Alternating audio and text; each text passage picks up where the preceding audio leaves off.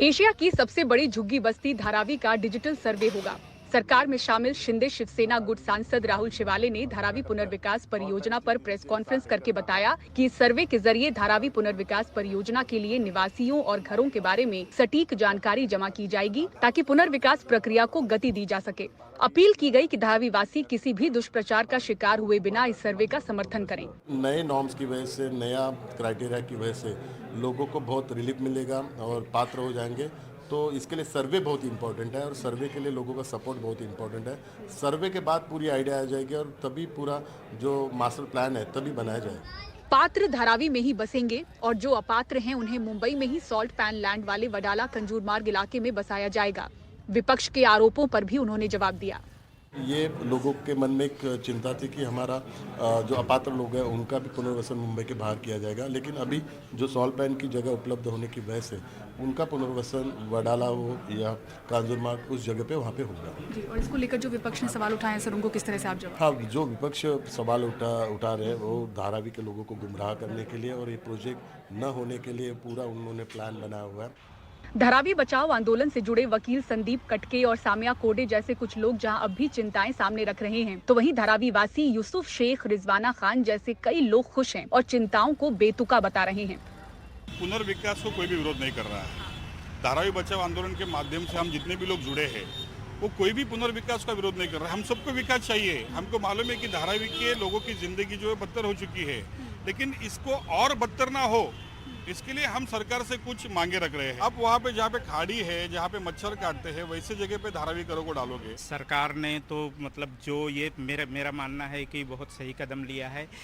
क्या लोग जो धारावी में रह रहे हैं, मैं टी जंक्शन का एग्जांपल दे रहा हूँ कि यहाँ मच्छर नहीं है, यहाँ खाड़ी नहीं है, लोग फिर भी यहाँ रहते हैं।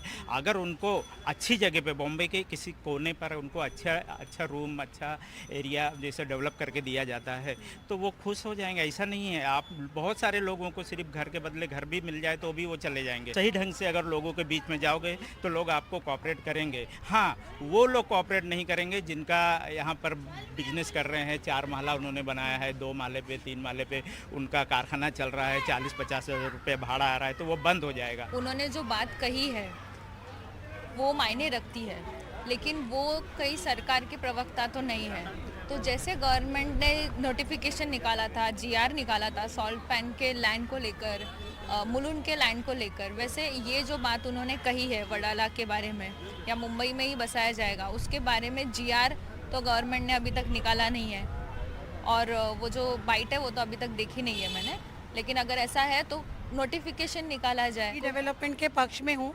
मैं भी चाहती हूँ कि धारावी का निर्माण हो और धारावी सुधरे। जिस हिसाब से आप देख रहे हैं यहाँ पे इतना साल होने के बावजूद भी ऐसा लगता है कि पिछड़ा इलाका है ये। तो अगर डेवलपमेंट हो रहा है तो बहुत अच्छी बात है, बहुत खुशी की बात है और हमें सबको इसमें कोऑपरेट करना चाहिए। जो पात्र हैं वो भी और जो अपात्र हैं वो भी, किसी हाल में धारावी सुधरे तो सही। मैं बतौर धारावी रहवासी के लिए मैं सरकार के साथ हूँ। सरकार ने जो भी फैसला लिया है बहुत बेहतरीन लिया है। अगर पात्र को भी वही दिया जाए जो अपात्र को दिया जाता है तो पात्र वालों की मांग बढ़ जाएगी कि भाई जब हम लोग पात्र होकर के भी हमें वही दिया जा रहा है जो अपात्र वालों को दिया जा रहा है तो उनमें हमें फ़र्क क्या है। तो अगर कुछ थोड़ा सा गवर्नमेंट फ़र्क करती है कि उनको थोड़ा सा दूर देती है, कहीं देती, तो उसमें हमको खुश होना चाहिए और उस सरकार के फैसले से खुश होना चाहिए। धारावी को बदहाली से मुक्त कराने की कोशिश सालों पुरानी है। साल 2004 में तत्कालीन मुख्यमंत्री विलासराव देशमुख ने धारावी पुनर्विकास प्राधिकरण का गठन किया। वहां रह रहे परिवारों और घरों की पात्रता का आधार, प्रक्रिया और जांच में ही कई साल बीत गए। साल 2022 29 नवंबर को अडानी ग्रुप की कंपनी अडानी प्रॉपर्टीज ने स्लम को फिर से बनाने के प्रोजेक्ट की बोली जीती है। परियोजना के लिए एक special purpose vehicle company SPV बनाई जाएगी।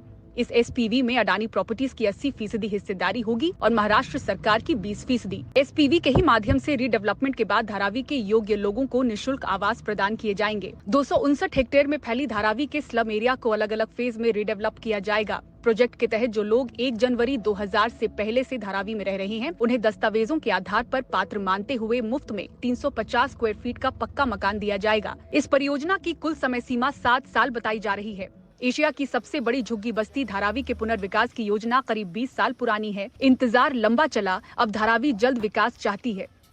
मुंबई से कैमरामैन अमित पवार के साथ पूजा भारद्वाज, NDTV इंडिया।